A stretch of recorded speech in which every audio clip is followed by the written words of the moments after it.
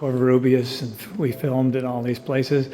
We actually had a kind of a bizarre. At 95, Clint Eastwood knows exactly where he stands in life. He's reached that quiet stage where memories get heavier. Time feels shorter and legacy starts to matter more than fame. He's spoken openly about aging, about slowing down, and about taking stock of the people who truly mattered along the way. And somewhere in that reflection came a firm decision. When the time finally comes, there's one person he doesn't want anywhere near his funeral. Not out of drama, not for headlines. Just a clear boundary drawn by a man who's had decades to decide who deserves a place in his final goodbye. From music, Samson to icon, the unfiltered life of Clint Eastwood. At 95, Clint Eastwood doesn't look back with noise or spectacle. He looks back with the calm of a man who has lived several lifetimes in one. And to understand how he arrived at this quiet, reflective stage, you have to start at the very beginning. Long before the legend, long before the squint, long before the voice that would one day define American cinema, Clint Eastwood Jr. was born on May 31, 1930 at St. Francis Memorial Hospital in San Francisco. Music, a big baby weighing over 11 pounds. So big that nurses nicknamed him Samson before he had even opened his eyes to the world. His parents, Ruth and Clinton Eastwood, were living in Oakland's Lake Merritt neighborhood at the time, trying to build a steady life during the uncertainty of the 1930s. He would later be joined by his younger sister, Jean, and the two of them grew up in a household that kept moving as their father searched for stability, changing jobs and relocating 3 different times before the family finally settled in Piedmont, California. By the time they arrived there, life, music, had improved. The Eastwoods lived in an affluent part of town, complete with a music, swimming pool and country club memberships, each parent driving their own car, a quiet picture of post-depression progress. His father worked as a manufacturing executive at Georgia Pacific, and as Clint and Jean grew older, Ruth took a clerical job at IBM. On the music surface, it looked comfortable, but comfort never guaranteed direction. School did not come easily to Clint. He struggled academically, was held back, attended summer school, and eventually found himself asked to leave Piedmont High after a string of infractions, music, that included writing an obscene message on the athletic field scoreboard and burning an effigy on the school lawn. It was rebellious, reckless, and maybe even a glimpse of the stubborn independence that would later define him. He transferred to Oakland Technical High School and graduated in 1949, closing that chapter without ceremony. After graduation, he drifted through a string of odd jobs: lifeguard, paper carrier, grocery clerk, forest firefighter, and golf caddy. Nothing glamorous, just a young man trying to find footing. He attempted to enroll at Seattle University in 1951, but life had other plans. Music, was drafted into the United States Army during the Korean War. And it was during this period that one of the most dramatic moments of his life unfolded. While returning from Seattle as a passenger on a Douglas Ad bomber, the aircraft ran out of fuel and crashed into the ocean near Point Reyes. Eastwood and the pilots survived by inflating a life raft and swimming 2 miles to shore. It was the kind of near-death experience that doesn't just fade, the kind that quietly reshapes a man's sense of time and chance. He was discharged in 1953, music alive, intact, and perhaps more aware of how fragile everything really is. That same year, he moved to Hollywood. It wasn't an overnight rise. A screen test with Universal in 1954 earned him a 40-week contract.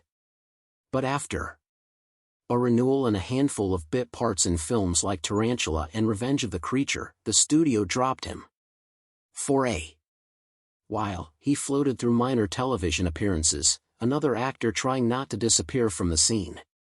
Then in 1959, everything shifted when he was cast as Rowdy Yates in the television western Rawhide. The show ran for years and America began to notice him.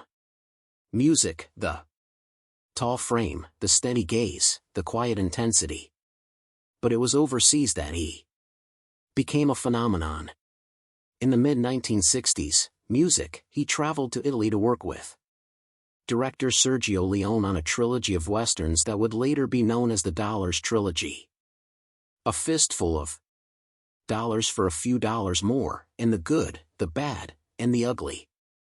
In these films, he played the man with no name, a laconic gunfighter whose stillness was more dangerous than music, any outburst.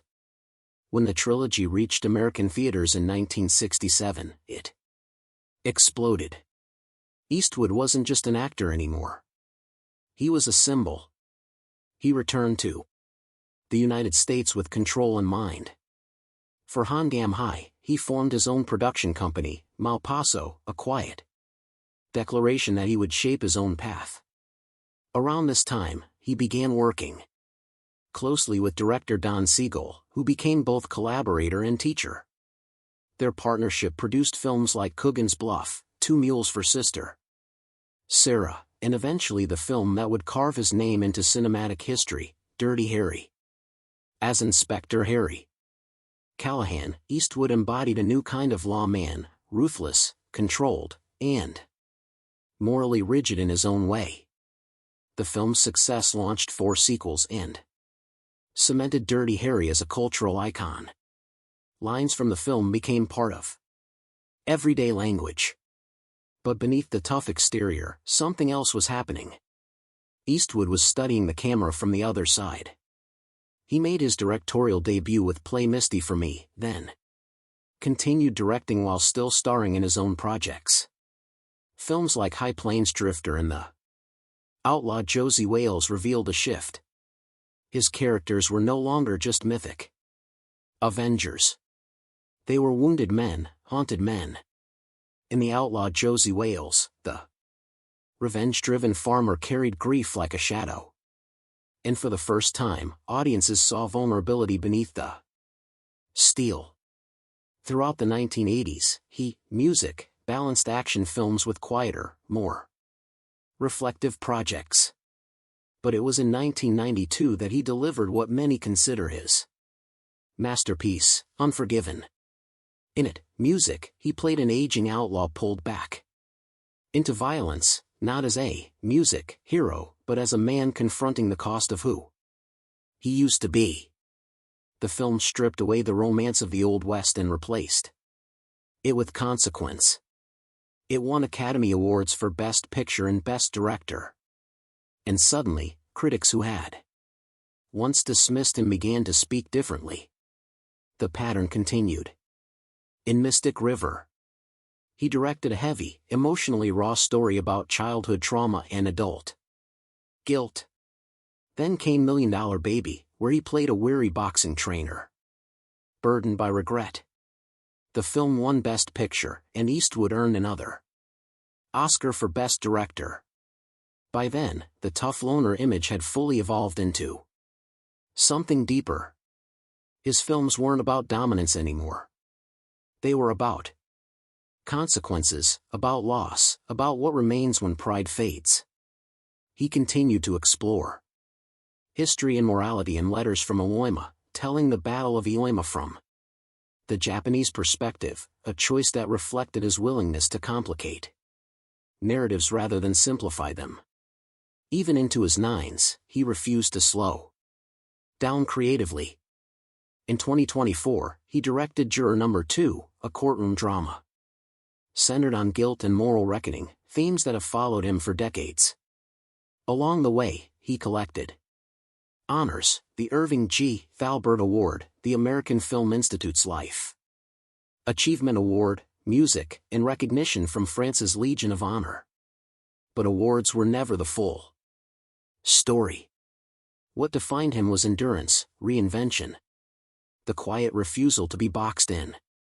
And now at 95 when he speaks about aging. About time, about who mattered and who didn't, it carries weight because he has lived through enough chapters to measure them honestly. From a rebellious teenager in Piedmont to a soldier who swam 2 miles to survive. From a struggling contract player to an international icon, from a symbol of cinematic toughness to a filmmaker unafraid of tenderness, every stage built the man who now draws clear boundaries about his final goodbye. Because when you've, music, spent nearly a century shaping stories about justice, revenge, regret, and redemption, you learn something about the people who belong in the last scene and the ones who don't. The messy, loud, and complicated romantic world of Clint Eastwood.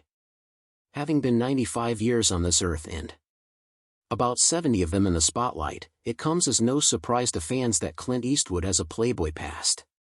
Not the made-up, glossy, music kind either, but the real kind that follows a person for decades, gets stitched into headlines, slips into biographies, and then quietly shows up again every time someone tries to tell his story in a neat, simple line.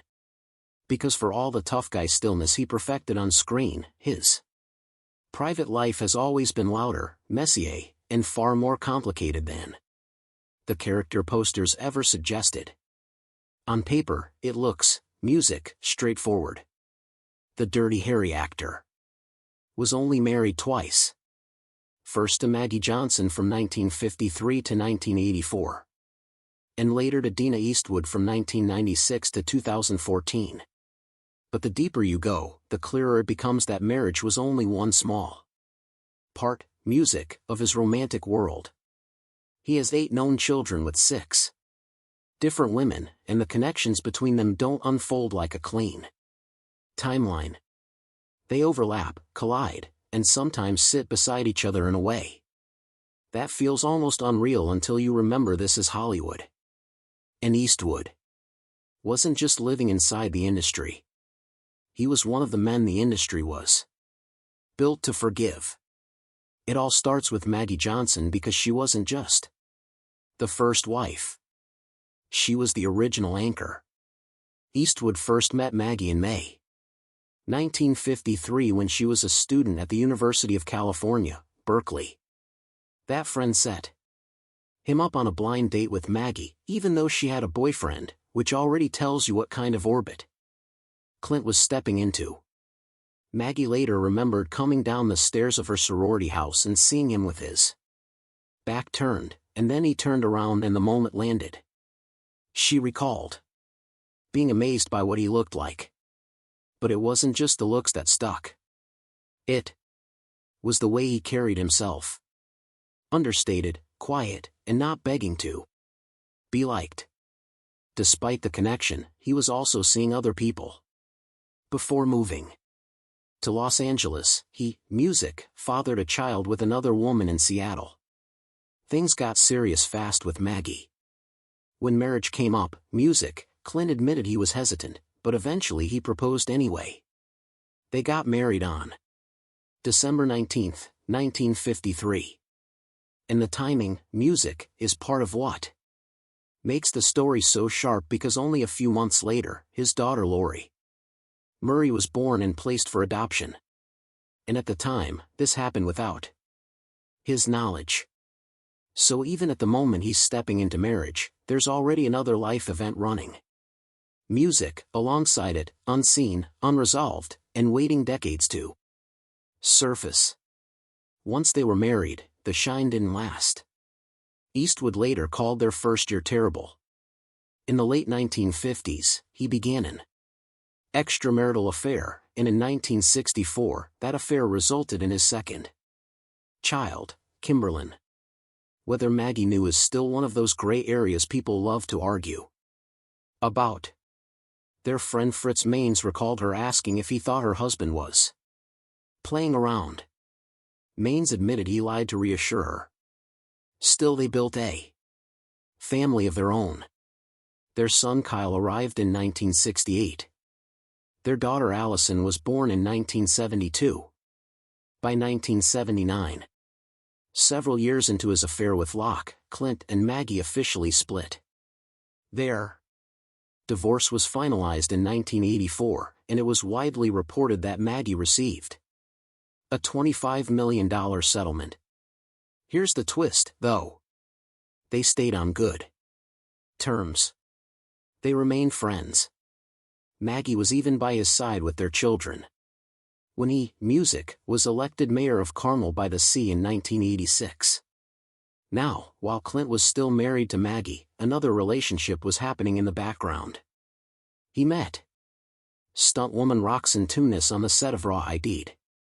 They began an affair that reportedly lasted 14 years.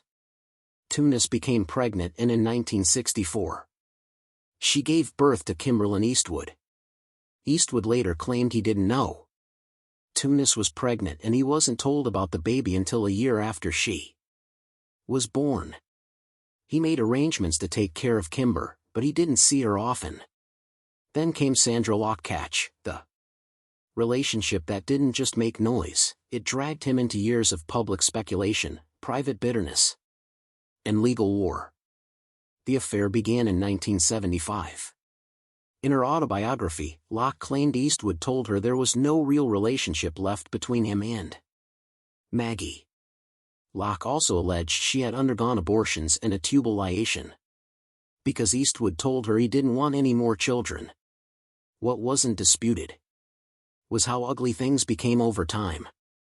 During those same years, Eastwood had other affairs, including with flight attendant Jaceline, Music, Reeves, and actress Frances Pfizer.